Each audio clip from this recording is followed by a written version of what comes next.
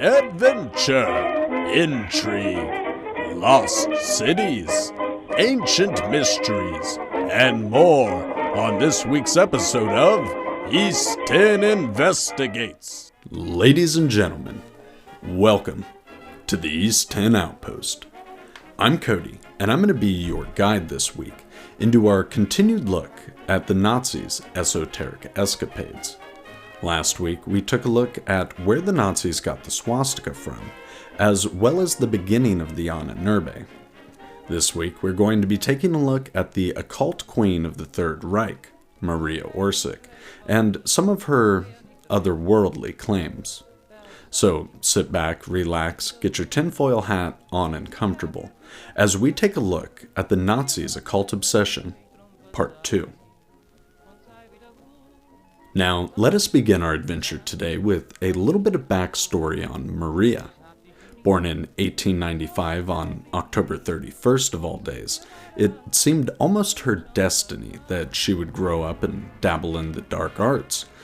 And that's exactly what she would do.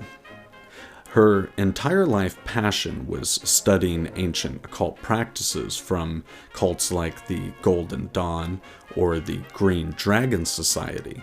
And in 1917, she would meet with a group of mystics and occultists alike in a hidden lodge in Vienna and form what would become known as the Vril Society.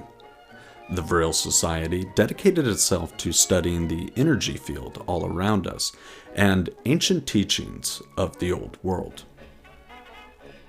It's worth mentioning that the Vril Society gets its name from a science fiction book written by Edward Bulwer Lytton, originally titled The Coming Race. In that book, he goes on to describe Vril as an energy source, unlimited in nature, that binds and connects all things, sort of like the way Obi-Wan describes the Force. But occult teachings take this book very seriously and think it's much more than science fiction, especially concerning Vril. See, they believe very strongly in this energy field and equate it to mana or chi in other religions. Now, back to the Vril Society.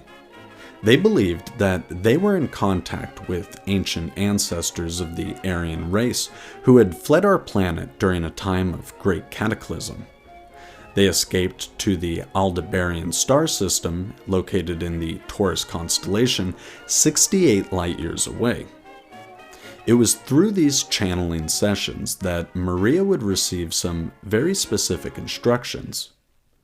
She wrote them in ancient Syrian, which she did not speak, and once the Ahnenerbe translated it, they realized these instructions were for a disc-shaped flying saucer, which would run on Vril energy. The SS immediately put these plans into action and began construction of Der Klingel, or the bell. And that's something we'll definitely elaborate on more in our next video.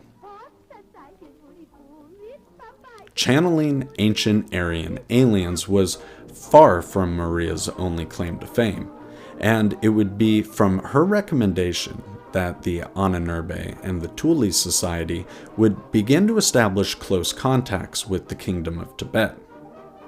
It's rumored that the Dalai Lama himself is actually in contact with an Inner Earth Society, which the Nazis believed strongly was an offshoot of the ancient Atlanteans and therefore Aryan race, which instead of going to space to escape a cataclysm, went underground. The Nazis and the Tibetans would begin sharing ancient esoteric knowledge and would even link up with the Green Dragon Society of Japan. As the war drew to a close, the occult queen had no interest in surrendering or working with the Allied forces, as many Nazis would go on to do through Operation Paperclip.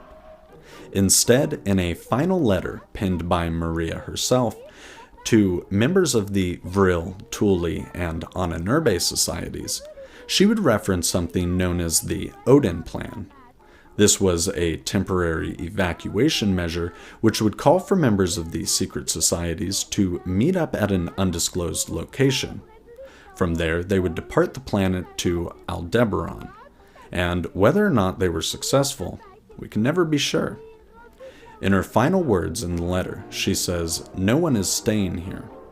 And certainly there seems to be an air of truth to it, because none of their bodies were ever found, documented, or located.